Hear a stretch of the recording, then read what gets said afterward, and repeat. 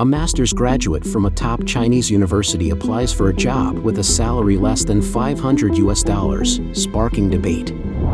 Two key indicators weakened, experts, pessimistic economic outlook for China. Quietly changing Chinese dining tables, new regulations by the Chinese Ministry of Agriculture raise public concerns. U.S. experts, military corruption leaves Xi disheartened, lacking confidence in Taiwan offensive. Yuan Hongbing, Xi Jinping faces final collapse after Li Keqiang's death. It's all covered in today's China Truths. A master's graduate from a top Chinese university applies for a job with a salary less than $500, sparking debate. According to reports from Chinese media, a master's degree graduate majoring in biology and medicine from the China Agricultural University applied for a job as an academic editor in Shijiazhuang, Hebei through a recruitment platform. The salary for the position was advertised as 50,000 to 70,000 yuan. However, during communication with the company's HR, the applicant found out that the base salary was only 3,400 yuan, approximately $465.72. The master's degree graduate felt dissatisfied, believing that as a graduate of a 985 university, the income from their part-time jobs is higher than this amount. In China, 985 University refers to a group of elite universities established as part of the Project 985, an initiative launched by the Chinese government in the late 1990s to promote and develop world-class higher education institutions in China. Graduates from 985 universities are often well-regarded and have opportunities for career advancement both in China and internationally, as their education is considered of high quality. Returning to the main issue, the job posting required a master's degree or higher and experience in academic paper publishing. The HR representative mentioned that in 2023, there is an oversupply of master's degree graduates, sparking discussions among netizens. One internet user commented, "Indeed, there's currently an abundance of master's degree graduates, and the salaries for editing jobs aren't high in the industry, not comparable to what large companies offer." Others responded, "Don't set your expectations too high. Finding employment is incredibly challenging now, with many companies conducting layoffs. Being hired and receiving a salary is a blessing, we shouldn't be too selective, and the current situation is tough. Graduates are struggling to find jobs, and even securing one is considered fortunate." One netizen even raised a question, "Weren't both of those statistics at least 10,000 yuan not long ago? Which one is accurate?" Another responded, "Don't rely on statistics, just observe what's happening around you. More than 50% of the people in my vicinity are unemployed, and we work in the tech industry. Some leaders from those major companies who were laid off have been without a job for nearly a year. They hold a 985 master's degree and have more than a decade of work experience. Even a recent 985 master's graduate doesn't have promising prospects in today's economy." Two key indicators weakened, experts, pessimistic economic outlook for China. China is facing economic challenges as its key indicators weaken, with the manufacturing industry index dropping below the crucial 50-point threshold and real estate sales declining by 27% year-on-year. Despite the Chinese Communist Party's claims of an economic recovery, experts attribute this to a base effect, leaving the outlook for the Chinese economy pessimistic with unresolved core issues. The Purchasing Managers' Index, PMI, a critical economic gauge, fell from 50.2 in September to 49.5 in October, indicating a contraction. This trend is mirrored in the Caixin Manufacturing PMI, also at 49.5. Economist David Huang, based in the United States, suggests that China's PMI falling below 50 is a result of the lack of signs of economic recovery or rebound. The Chinese economy remains at a low point, resulting in fluctuating PMI data. Huang notes that for a genuine economic rebound, PMI data should consistently rise above 50 for 3 months. Currently, China heavily relies on exports as its primary driver, with the manufacturing industry playing a central role. Regarding the manufacturing sector's contraction, he believes that in China, the authorities have been focused on intangible pursuits over the past decade. Consequently, the manufacturing industry hasn't seen significant growth and has been hollowed out, with capital flowing into some non-substantial sectors. Abandoning strengths and chasing global competitive positions with weaknesses, the excessive development of the securities industry and the rampant growth of the Chinese financial sector have now led to evident economic problems. Additionally, both China's stock market and the renminbi exchange rate indicate a widespread capital exodus or departure from China. This suggests that the sensitivity of money is even greater than what the published data reveals. Clearly, from within China and internationally, there is a lack of confidence in China's future economic development. David Huang also added that the China-US trade war, China's tense relations with the United States and Europe, coupled with the current global economic downturn, have reduced demand. Additionally, China is facing a liquidity trap. He states that China's currency has been growing at nearly double-digit rates annually for the past 2 decades. This has led to a liquidity trap, meaning that China continually develops its currency to stimulate the economy, and this approach will inevitably lead to a trap at some point. Quietly changing Chinese dining tables, new regulations by the Chinese Ministry of Agriculture raise public concerns. Recently, China's Ministry of Agriculture and Rural Affairs decided to amend certain provisions of the management measures for the labeling of genetically modified agricultural organisms and solicit public opinions, with a deadline of November 17. The key change is that for single-crop genetically modified ingredients such as soybeans, soybean flour, soybean oil, corn, corn oil, corn flour, corn bran, corn meal, etc., labeling should only be required when the genetically modified component exceeds 3% of the product. In other words, if it's below 3%, labeling will not be necessary. In response to this, many internet users have raised concerns, suggesting that the Ministry of Agriculture's revision of the rules for genetically modified organism labeling might lead to a significant quantity of genetically modified food quietly appearing on the tables of millions of people, thus depriving consumers of their right to be informed and choose. Critics, including a soy product seller from Heilongjiang province, express concerns that the threshold might lead to an insufficient level of transparency about GM ingredients in food.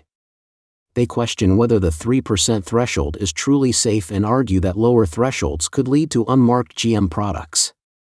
Some internet users have raised questions about the safety and consumer awareness regarding the composition of food products. Professor Yang Haiying in Japan highlighted Japan's strict regulations on GM products, stating that such ingredients are generally not allowed in food production. He also emphasized that even individual food products with GM content must be labeled. He suggested that the actual GM content in some food products imported into China may exceed the 3% threshold. Overall, the debate centers on transparency, safety, and the adequacy of GM labeling regulations in China and other countries with varying rules on GM products. U.S. experts, military corruption leaves Xi disheartened, lacking confidence in Taiwan offensive. On Monday, October 30th, Zhang Youxia, vice chairman of the Chinese Communist Party's Central Military Commission, made strong statements on the Taiwan issue at the Xiangshan Forum that no matter how anyone tries to split Taiwan from China in any form, the Chinese People's Liberation Army will never agree and will not be soft. Ironically, due to the dismissal of the Minister of National Defense, Li Shangfu, China did not have a Minister of National Defense present at the meeting. According to Voice of America, on October 31st, Roderick Lee, director of the China Aerospace Studies Institute at the U.S. Air War College, stated at a discussion at the Center for Strategic and International Studies, SIS, in Washington, D.C., that Xi Jinping's recent extensive military purge will not have a significant and long-term impact on most operational units in terms of combat readiness.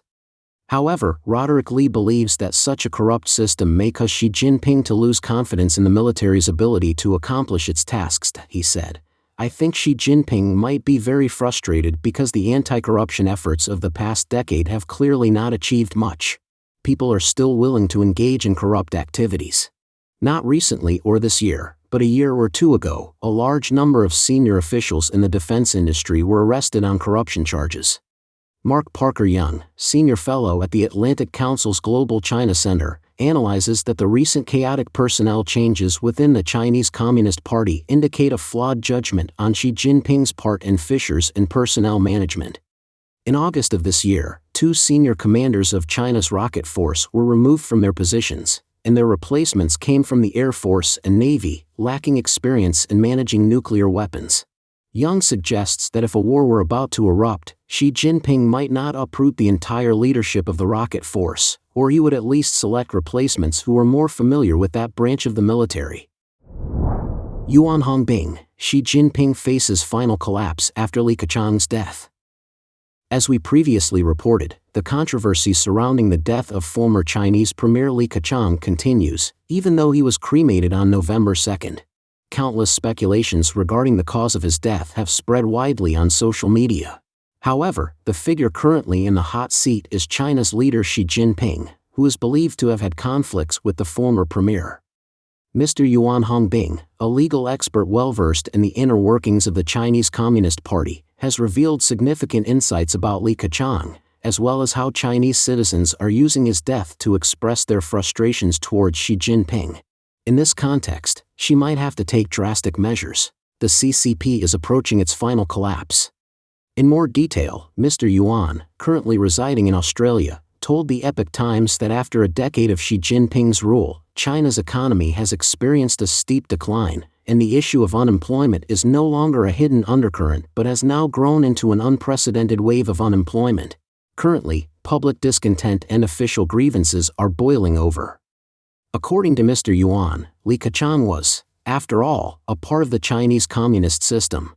So when facing public dissatisfaction expressed through Li Keqiang's death, it's not easy for Xi to crack down, as it would be a tricky move. Therefore, some people are using Li Keqiang's death to create an atmosphere of dissatisfaction with Xi Jinping. Li Keqiang is a part of the CCP's authoritarian system. Li Keqiang didn't come from a red second-generation background and experienced sent-down youth during the Cultural Revolution. In 1993, at the age of 38, he became the first secretary of the Central Committee of the Youth League, reaching the rank of a full state-level official within the Chinese Communist Party. Li Keqiang is a significant figure in the Communist Party's Youth League faction and was once considered a potential successor to Hu Jintao. Mr. Yuan Hongbing argues that, from another perspective, Li Keqiang is a typical official shaped by the Communist Party's culture, exhibiting characteristics akin to those of a eunuch. He pointed out that after the 1989 Tiananmen Square incident, Li Keqiang gained recognition from Hu Jintao and Deng Xiaoping due to his staunch support for Deng Xiaoping's severe crackdown on the Tiananmen pro-democracy movement. During his tenure as the provincial party secretary in Liaoning, he showed no leniency in implementing Jiang Zemin's policies to suppress Falun Gong practitioners.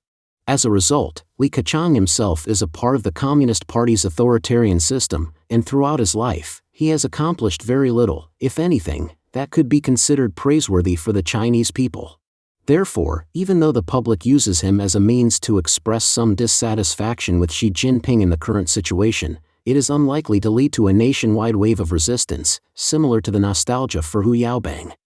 Mr. Yuan believes that, on one hand, the Xi Jinping regime is also unwilling to see social unrest triggered by public mourning for Li Keqiang, and this is a source of his apprehension. Another more significant reason is that, in the eyes of Xi Jinping and his faction, the Youth League faction itself is a group of eunuchs.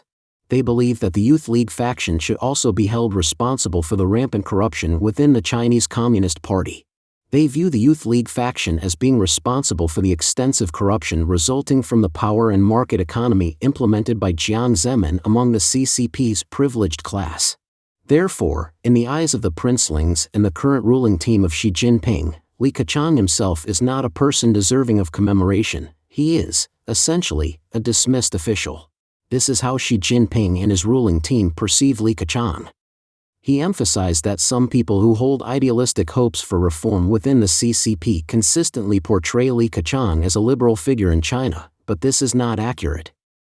Xi Jinping and the CCP are facing a final collapse. Xi Jinping's unwavering extreme zero-COVID policy during the 3-year-long pandemic has led to a surge in public discontent. Only after the nationwide white paper movement did he abandon the zero-COVID policy. This year, Xi's close associates, Keqiang and Li Shangfu, were successively purged, revealing corruption within the Chinese Communist Party's military. The sudden death of Li Keqiang further fueled the suppressed anger among the public. These developments have created a crisis in Xi's leadership. Mr. Yuan emphasized that the removal of Keqiang and Li Shangfu is a more significant sign of Xi Jinping's current political crisis. The real crisis in China is not Li Keqiang's death. The situation is likely to calm down after his cremation. The crucial matter to monitor is that shortly after the Li Keqiang incident, Xi Jinping will have to take drastic measures against his personally appointed confidants and ministers he deems useful. He believes that both Xi Jinping's regime and the CCP's ultimate collapse are imminent. Not long ago, an article by Chen Weijian, the author of Beijing Spring, titled Countdown to the Collapse of the CCP Seen from Evergrande's Collapse, pointed out that with Su Jiayin applying for bankruptcy in the United States, the economic foundation of China is audibly crumbling. The article noted that the massive bureaucratic apparatus of the CCP government, military expenditures, costs for suppressing the people, and overseas expenditure have largely relied on the real estate sector, which is now collapsing. Other economic sectors are also facing unprecedented stagnation. The CCP's financial crisis is an enormous and unsolvable problem. The CCP's regime is also struggling to maintain itself. Today, we can finally see that it's in a countdown to collapse. Don't forget to leave a comment in the section below to share your opinions on today's topic with us. Make sure to like and subscribe to see more interesting topics from China Truths.